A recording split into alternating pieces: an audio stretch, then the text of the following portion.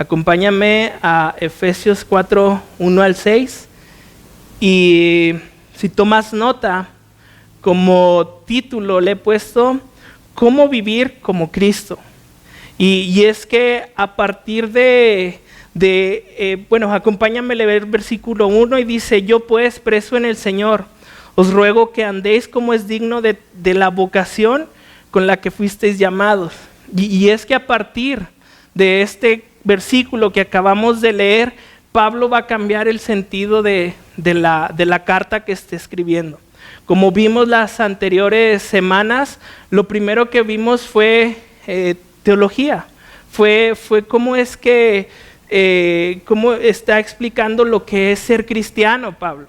Y dentro de lo que vimos fue eso, ¿no? Que somos de Cristo, que tenemos salvación en Cristo porque Dios nos escogió desde antes de la fundación del mundo, porque Jesús en la cruz del Calvario pagó nuestra deuda, su Espíritu Santo nos selló para hacernos la iglesia donde ya no hay divisiones, donde ya no hay etnias, todos en un cuerpo, como un cuerpo en Cristo somos la iglesia, y esa iglesia se forma a partir de que Dios dice: pues vayan y predíquenle el evangelio a los gentiles. ¿Recuerdas que el Señor les dijo, les dio esta instrucción a sus apóstoles? No fue ocurrencia.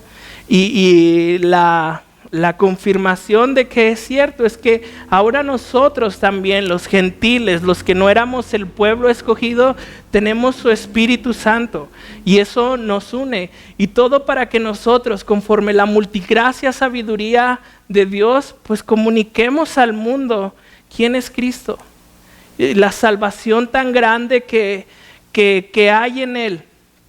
Y también con el fin o la finalidad, la iglesia está puesta ahorita aquí para dar gloria a Dios. Y la iglesia, los santos que ya partieron, están dando gloria a Dios. Así que nosotros, la iglesia, estamos para compartir el evangelio, pero también para dar gloria a Dios. Y entonces un poco, ¿no?, de resumen, lo que vimos los primeros tres capítulos. Y si recuerdas, cuando comencé este estudio dije que en esta carta no había un llamado al arrepentimiento a la iglesia, una exhortación, que esta más bien era una carta de ánimo. Por ejemplo, en Apocalipsis, cuando el Señor le escribe a los efesios, les dice que han dejado su primer amor, que se arrepientan. Y ahí vemos como si hay una exhortación, un llamado al arrepentimiento.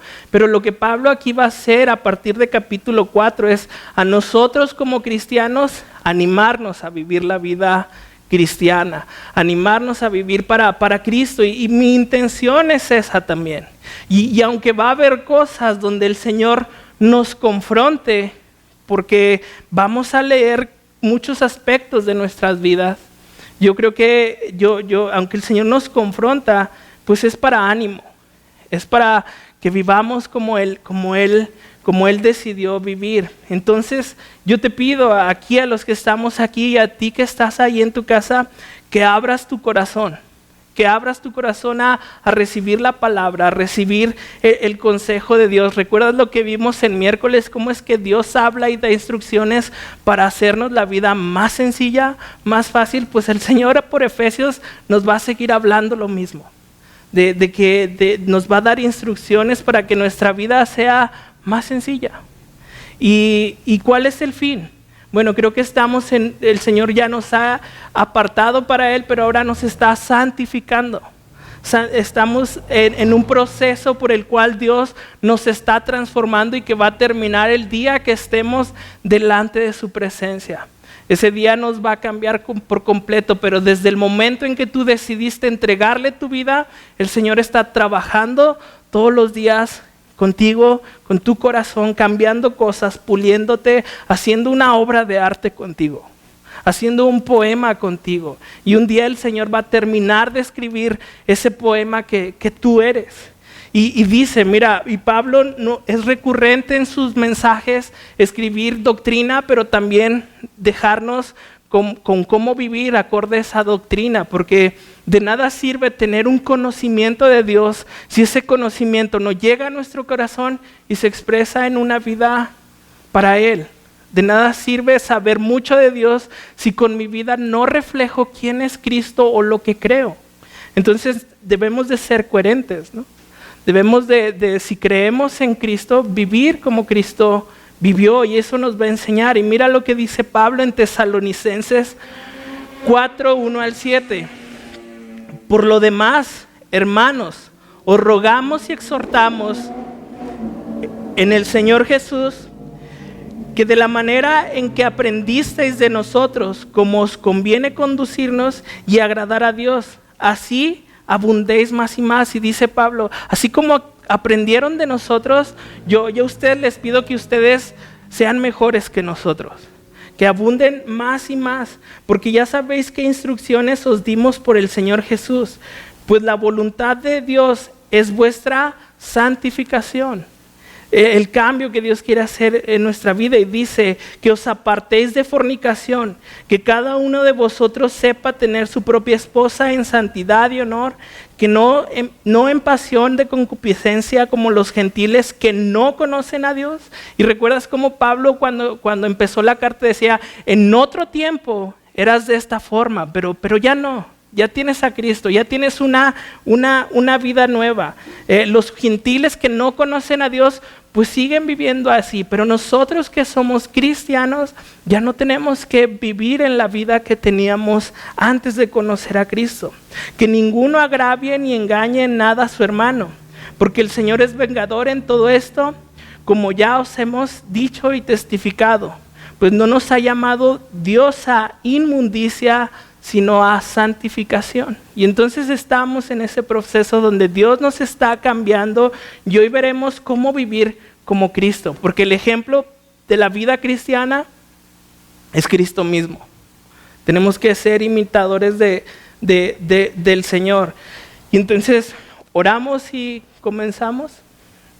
Pues Dios bueno y Padre bueno, gracias Señor por tu palabra. Gracias Señor por tu amor, por tu misericordia. Señor, pongo este tiempo en tus manos para que tú Señor nos hables, tú Señor nos convenzas de pecado, Señor, tú Señor penetres Señor nuestro corazón, Dios, para que pueda ser transformado, Señor, para que podamos ser como tú, Dios. Entonces Espíritu Santo, haz tu obra el día de hoy y todo lo ponemos en tus manos, Señor, en el nombre de Cristo Jesús. Amén. Y hoy va a ser, creo, una enseñanza corta, creo. Luego uno se emociona, pero sí, solo veremos 6 versículos. Veremos del versículo 1 al versículo 6. Y versículo 1 comienza, yo pues preso en el Señor Jesús. Y el primer ánimo que viene de parte de Pablo es recordarnos que Él está en la cárcel. Y esto comienza diciéndonos que vivir en fidelidad a Cristo puede resultar costoso. Y qué ánimo, ¿no? Pablo nos recuerda, pues yo estoy en la cárcel, ¿no? Yo estoy aquí en estas paredes, pero eso tiene, y a veces predicar el evangelio, y a veces vivir para Cristo puede traer consecuencias a nuestra vida, porque sin duda, como ya lo hemos visto, hay una corriente, la corriente de Satanás, del príncipe de la potestad del aire, y entonces el Señor nos rescató de ahí, de esa corriente, para caminar conforme Cristo quiere que caminemos. Y entonces ya vamos en este mundo por caminos contrarios, por caminos que chocan, y entonces el cristiano muchas veces le va a costar vivir para Cristo, perder muchas cosas.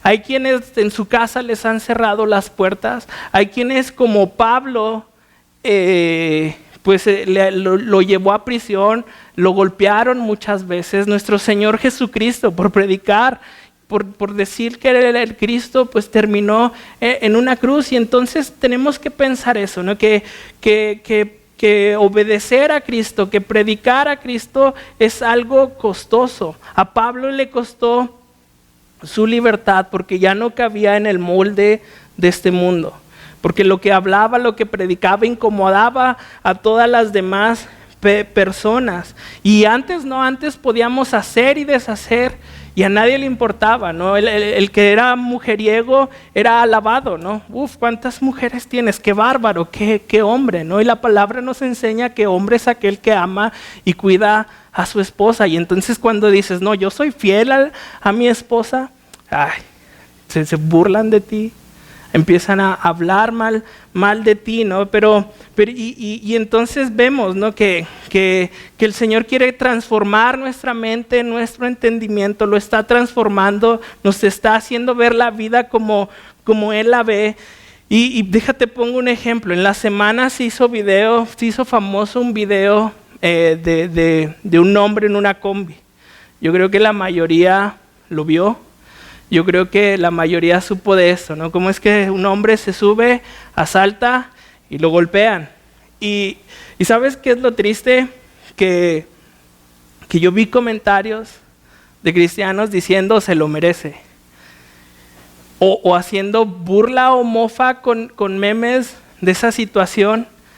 Y ese se lo merece a mí me causa algo, ¿no? Porque si nos tocara lo que nos merece o lo que merecemos, ¿dónde estaríamos?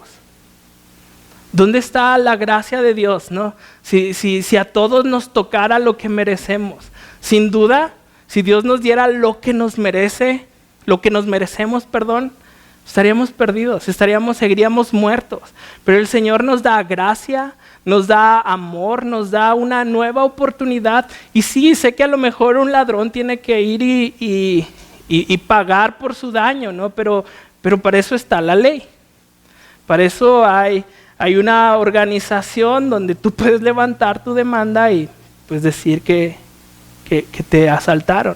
Pero ¿qué pasa? Decimos, se lo merecía, qué bueno, hay que hacer justicia, y sabemos que eso no es la justicia, ¿no? Sabemos que nosotros pensamos en gracia, y si te das cuenta, a esa combi entró un delincuente y salieron como 6. Salieron como 6. Y entonces vemos que el Señor nos transforma, ¿no? No digo que esté mal asaltar, pues tiene que pagar, ¿no? Sus consecuencias, pero la justicia propia, y ahorita lo vamos a ver, no es lo que a nosotros nos toca hacer. Y en la Biblia también tenemos ejemplos de esto. Sadrach, Mesach y Abednego se negaron a inclinarse a la estatua de Nabucodonosor. Bueno, volviendo un poco a lo que dije, porque ya no lo centré. O sea, ¿qué pasaría si tú dices el día de hoy que lo que le hicieron a este hombre está mal? Luego te iban a empezar a criticar, ¿no? Luego te iban a decir, pues no, el malo eres tú, ¿no? Y entonces Sadrach, Mesach y Abednego no se inclinan ante la estatua de Nabucodonosor. Y los mandan al horno. ¿Y qué pasa en el horno? El Señor está ahí con ellos. Pudieron haberse consumido, pero el Señor usó eso, ¿no? Para hacer ver quién era el Dios verdadero. Y estos hombres, por hacer lo correcto, por alabar a Dios, por glorificar al único Dios verdadero, fueron llevados a ese lugar, como Pablo ahora está en la cárcel. Así que piensa esto. Que hacer la voluntad de Dios, que pensar como Dios piensa, es hacer lo correcto en tu vida, aun cuando haya consecuencias. ¿Sabes qué pasa? Que en la cárcel Dios estaba con Pablo. En el horno de fuego Dios estaba con estos 3 chicos. Y así contigo. Dios va a estar contigo cuando tú prediques la palabra. Cuando tú hagas lo correcto delante de los ojos de Dios. A lo mejor el mundo te rechaza, pero Dios no. Dios va a estar contigo. El omnipotente, el sabio, el poderoso, el supremo va a estar contigo. ¿Y qué más quieres? ¿Qué más quieres si Dios está contigo? Y entonces vemos eso, que el primer ánimo que Pablo nos da es decir, pues yo estoy en la cárcel, pero vale la pena vivir para Dios aun cuando yo esté aquí. Vale la pena ser cristiano aun cuando me haya ido mal predicando el evangelio. Vale la pena porque Dios está conmigo y porque voy con Él. Y después dice, os ruego que andéis como es digno de la vocación con la que fuiste llamado. Y aquí Pablo va a usar 3 palabras. La primera es ruego. Si te fijas, Pablo o el Espíritu Santo por medio de Pablo no está diciendo te ordeno. Está haciendo una rogativa.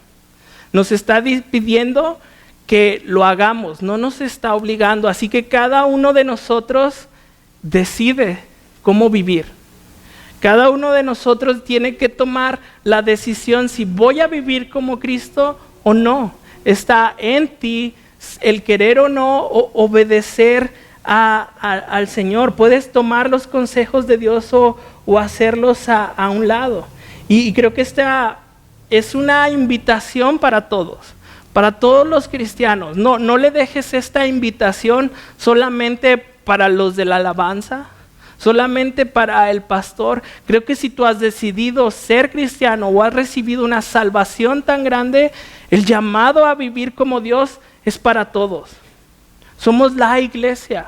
Cada quien tiene una función diferente, pero todos somos llamados a vivir de esta manera. Pero está en ti si tú quieres vivirlo. Y como dije al principio, hay que ser coherentes.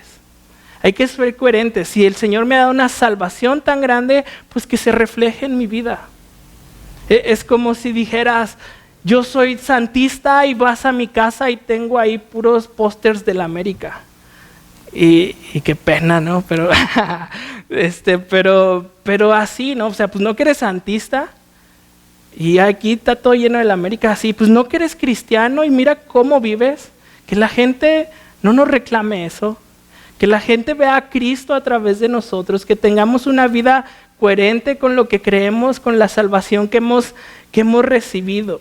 Después dice andéis. Y la palabra andéis está en presente. O sea que si tú lo lees hoy, el Señor te invita hoy a que andéis, a que camines hoy con Él.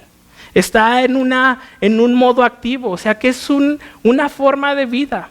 Es decir, no nada más hoy voy a vivir como cristiano, sino los 24 días, en todo momento, en todo lugar, vive para Cristo. Vive como cristiano. No nada más hoy, sino es una invitación a todos los días andar como Cristo.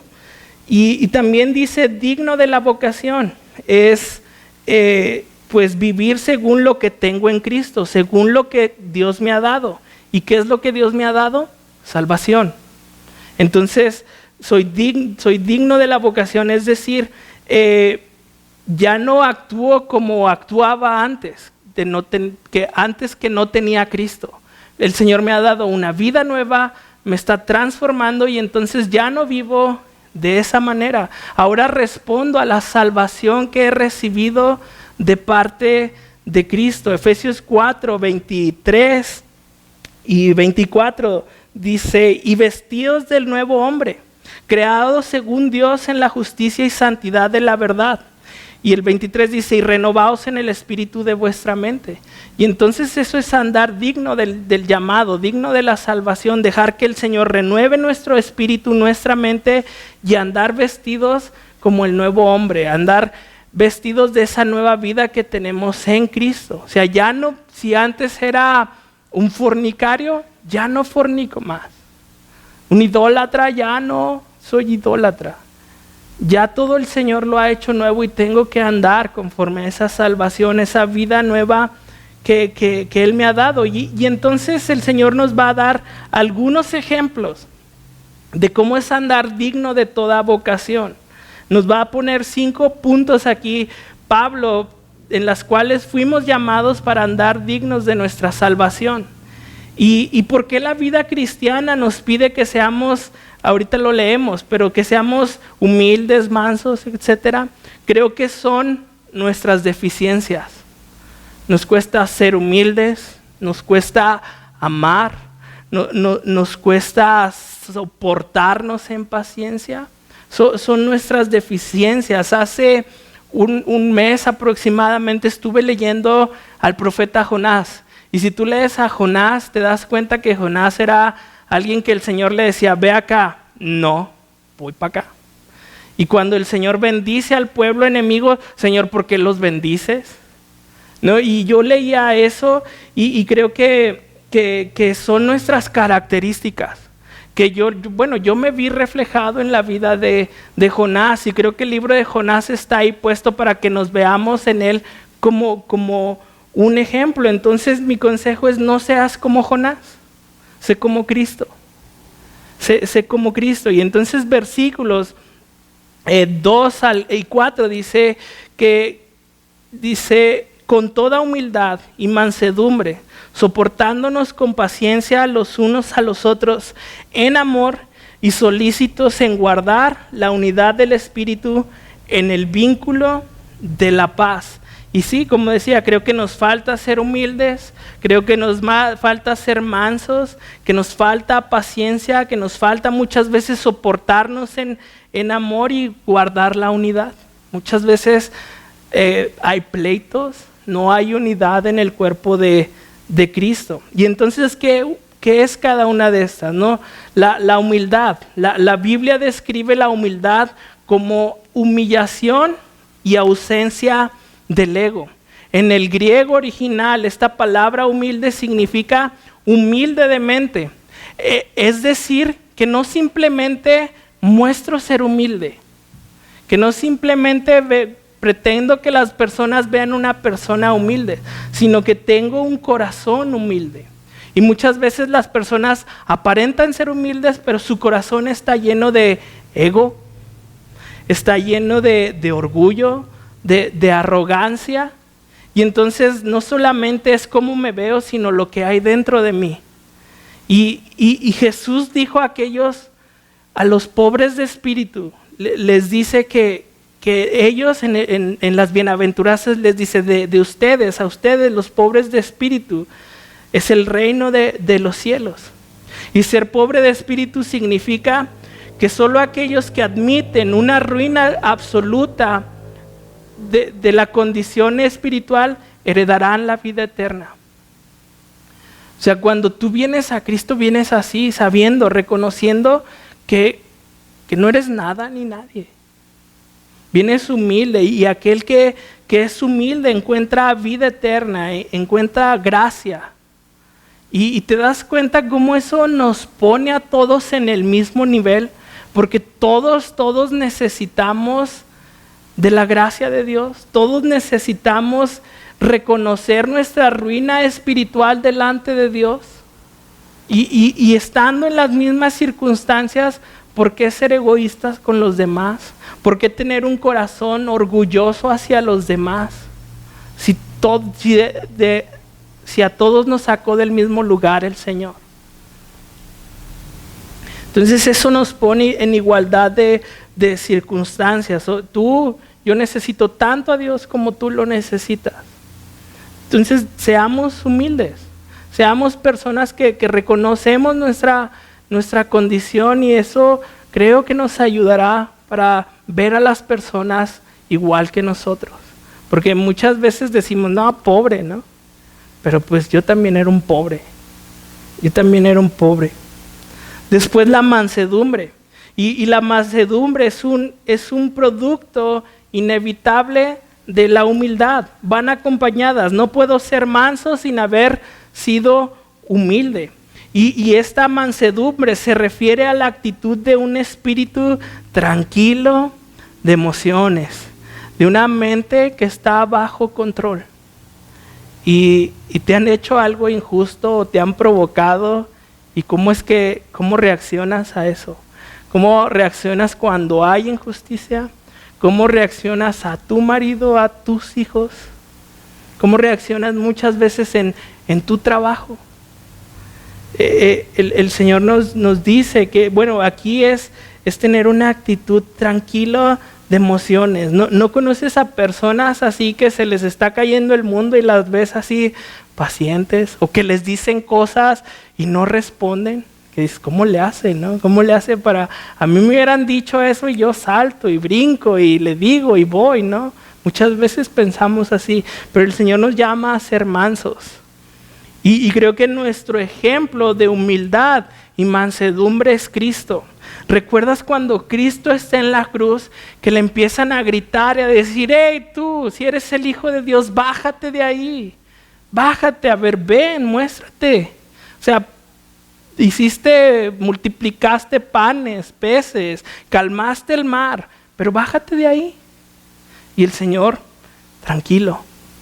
El Señor en silencio, no cayendo en sus provocaciones. Y muchas veces nosotros qué fácil caemos en las provocaciones de los demás. Y el Señor callado.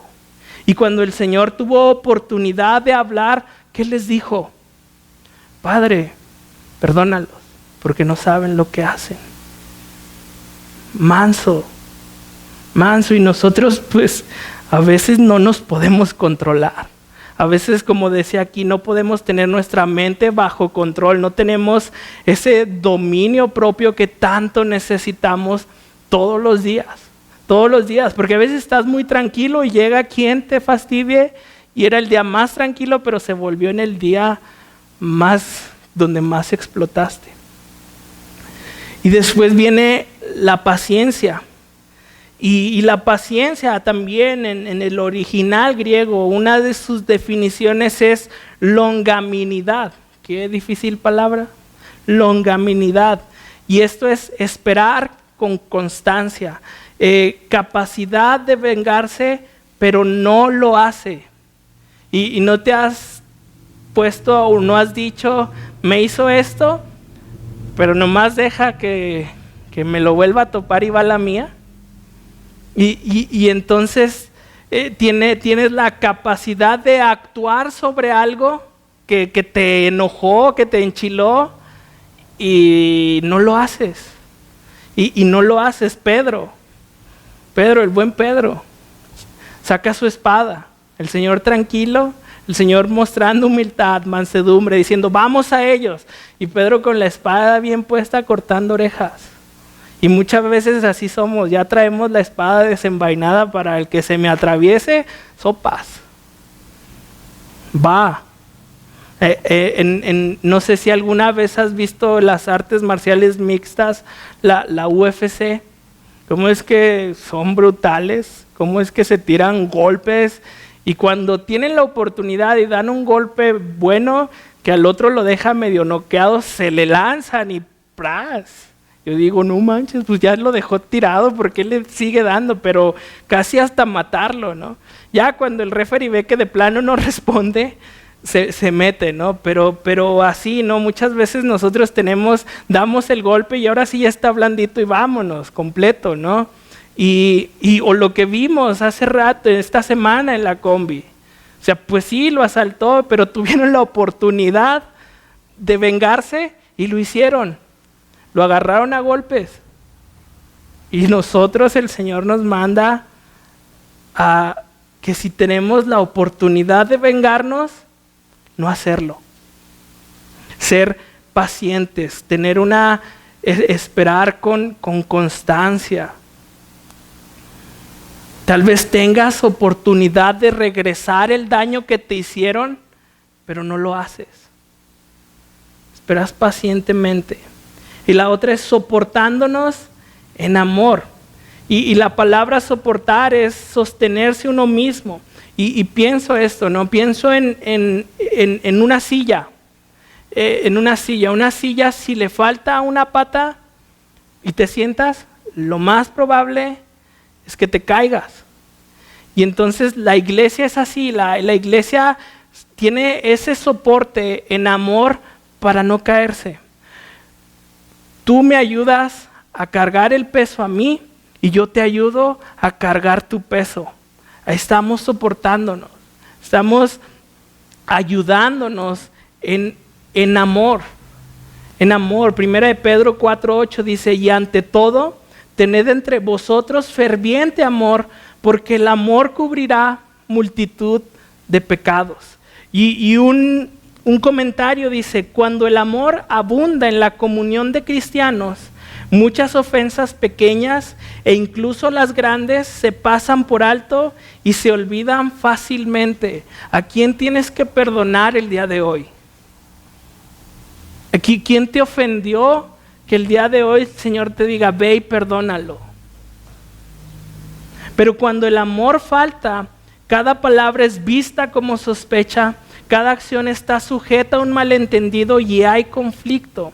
para el deleite perverso de Satanás. Y cuando la iglesia está enemistada, cuando en la iglesia no hay amor, Satanás nomás riéndose de nosotros, nada más burlándose de nosotros. Entonces, si alguien te ofendió, ve y perdónalo. Si ofendiste a alguien, ve y pídele perdón. Es necesario que entre la iglesia seamos un soporte uno de otros. Yo necesito de ti y tú necesitas de mí, pero lo necesitamos hacer en amor. En Juan se nos enseña, en esto conocerán que son mis discípulos, en que lleven amor unos por otros. Si algo caracteriza al cristiano como cristiano, es el amor. Si algo dijo el Señor Jesús por lo cual nos iban a conocer, es el amor. Así que empecemos a amar. Si no sabes amar, dile al Señor que te enseña a amar y te va a poner oportunidades para hacerlo. Te va a traer gente que necesite de tu amor aquí adentro de la iglesia. A lo mejor vienes a este lugar y dices, yo no voy a ir el otro domingo, estaba bien a gusto porque ya no vi a los hermanos. Bueno, el Señor te está llamando a que vengas para que los ames, para que te goces con ellos, para que se soporten unos con otros en amor. Y después es guardar la unidad en el Espíritu. Y estaba justo preparando este mensaje, esta parte del estudio, y tocó la mamá de Gaby y me dijo que yo no me di cuenta, pero me dijo que afuera de mi casa hay un altar con una virgen. Y resulta que el que se encargaba del altar pues se enfermó. Entonces pues los vecinos decidieron que alguien más lo hiciera. Y a los familiares del enfermo no les pareció. Y entonces fueron a pelearse. Y yo digo, ¿cómo que fueron? O sea, pues qué onda, ¿no? Se supone que es para su culto y todo eso. Y se estaban peleando por la Virgen. Se estaban peleando por la Virgen y pues ahí estuvieron diciéndose de cosas un rato. Al final arreglaron el problema. Al final creo que se van a llevar la que está y van a poner una nueva solución. Pero te das cuenta que muchas veces entre nosotros como cristianos también hay pleitos. También vemos este tipo de situaciones donde ya nos ofendimos, donde ya le dije, donde dijo esto, donde esto y aquello. Y entonces somos llamados a guardar la unidad en el Espíritu. Y es más, la unidad no la creamos nosotros. La unidad la creó Cristo. Él es quien nos junta. En Cristo nosotros somos una iglesia y nosotros simplemente tenemos que llevar o mantener esa unidad. O esa unidad en el Espíritu que Él nos dio. Timoteo 2:8. Quiero pues que los hombres oren en todo lugar, levantando manos santas, sin ira y ni contiendas. Y entonces división, pleitos entre cristianos no se vale. No se vale. Tenemos que guardar la unidad en el Espíritu. Ahora nos dice ahí para que la guardemos en el vínculo de la paz. Y pienso cuando dice la palabra vínculo en una cadena, ¿no? ¿Cómo está? ¿Cómo se llaman los eslabones bien unidos? Gracias. Bien unidos, ¿no? Y así la iglesia bien unida en ese vínculo de la paz que nos ha dado el Señor por medio de su salvación. Así tenemos que caminar todos juntos, caminar en humildad, caminar en mansedumbre, soportándonos con paciencia los unos a los otros en amor y solícitos en guardar la unidad del Espíritu. Y entonces la iglesia va a estar fuerte, va a estar bien unida. ¿Y por qué la iglesia tiene que tener este vínculo? Y pues creo que por lo que tenemos en común, por lo que compartimos todos en común. ¿Y qué son esas cosas? Versículo 4 al 6. Un cuerpo, un espíritu, como también fuisteis llamados en una misma esperanza de vuestra vocación, un Señor, una fe, un bautismo, un Dios y Padre de todos, a los cuales es sobre todos y por todos y en todos. Entonces tenemos en común un cuerpo, tenemos en común que todos los que el Señor ha salvado somos la iglesia de Cristo. Como el Señor dijo, ya no hay barrera divisoria, ya todos somos un cuerpo, ya todos somos un mismo edificio. Eso tenemos en común todos. Tenemos en común su Espíritu Santo que mora en nosotros. Si tú has creído en el Señor como Jesús y Salvador, tú tienes el Espíritu Santo y yo tengo su Espíritu Santo. Y entonces eso tenemos en común. Tú estás sellado por Él, yo estoy sellado por Él. Tenemos en común la misma esperanza. ¿Cuál es esa esperanza? Pues nuestra salvación. Cuando tú y yo dejemos este mundo, nos vamos a encontrar allá arriba. Nos vamos a ver allá por siempre, eternamente. Eternamente. Entonces tenemos esa esperanza de su salvación. Y pienso que si no fuéramos nuevas criaturas, creo que el Señor no nos rogaría, nos pediría nada de esto por la salvación que hemos recibido. Tenemos en común al Señor Jesucristo. Su vida, su ejemplo, son algo que nosotros debemos de tomar para mostrarlo al mundo. Tenemos en común en quién creemos, en quién hemos confiado. Él firma nuestra paz. Tenemos en común la misma fe. Creemos en lo mismo. Creemos en lo mismo. Eso nos mantiene unidos. Tenemos un bautismo y aquí hay unos que dicen que si es el bautismo del Espíritu Santo o si es el bautismo en agua. El que sea es el mismo, tenemos el mismo bautizo. Si es del Espíritu, tú y yo tenemos el mismo bautismo. Si es el de agua, pues ya lo hemos hecho. Y si no lo has hecho, pues no sé cuándo, pero podemos bautizarte. Tenemos en común un Dios y un Padre. El Dios del pueblo de Israel es nuestro Dios. Es el Mesías del pueblo de Israel, es su Mesías y es nuestro Mesías, aunque ellos no lo ven, no lo han visto, pero tenemos en común un Dios y un Padre y eso nos tiene que mantener unidos, eso nos tiene que mantener unidos y dice que ese Dios y Padre está sobre todos. Él es la autoridad de todos nosotros. Si a alguien te tienes que someter como cristiano, es a Dios, es al Padre. Él es la máxima autoridad de tu hogar, de tu iglesia y de donde quiera que andes. Él es la autoridad de tu vida. No hay nadie a quien le debamos humildad y obediencia sino a Dios. Y está por todos. Él sale siempre a nuestra defensa. Él está por ti, Él está por mí, Él nos cuida a todos y cada uno de nosotros. Y está en todos. Tú y yo tenemos al mismo Dios. Nos dice su palabra, ¿no? Que Él nos da su Espíritu Santo para que venga a morar en mí. Ahora está en ti, está en mí, está con todos. A donde quiera que vayas, a donde puedes huir de su presencia.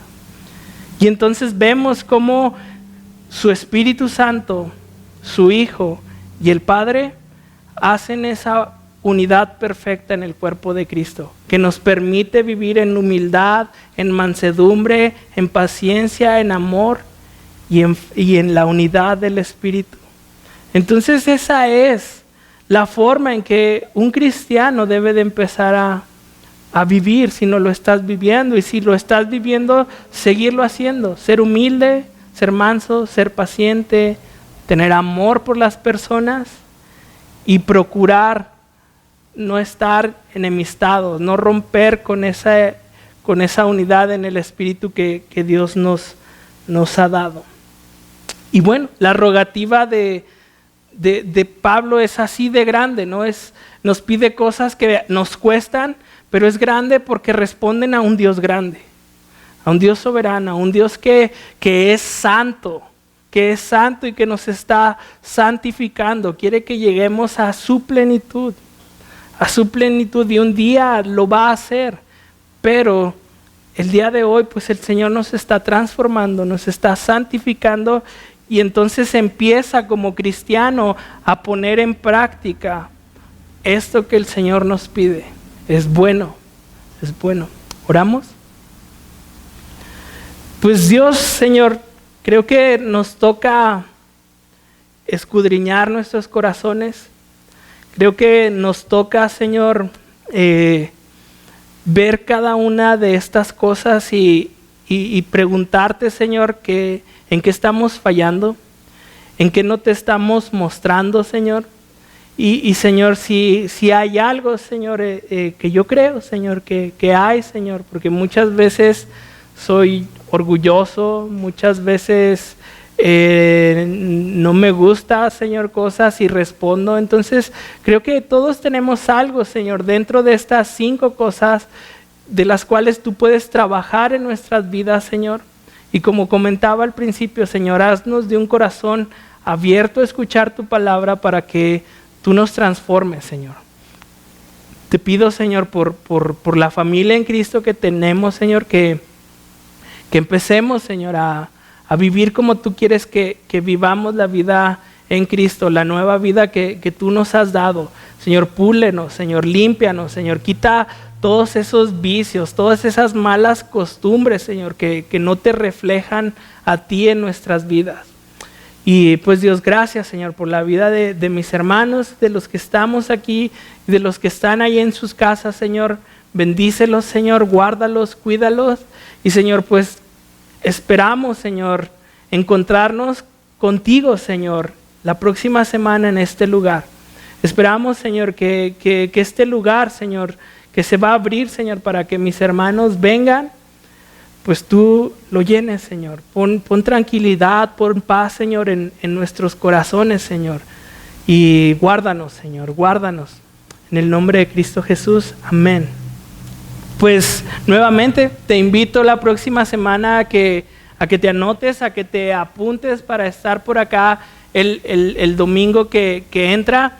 Queremos verte, te extrañamos tanto que nos daría mucho gusto verte por acá el próximo domingo. Y pues Dios te bendiga. Estamos orando por ti. Si tienes alguna petición o alguna necesidad, pues acércate a nosotros para poder ayudarte. Nos vemos.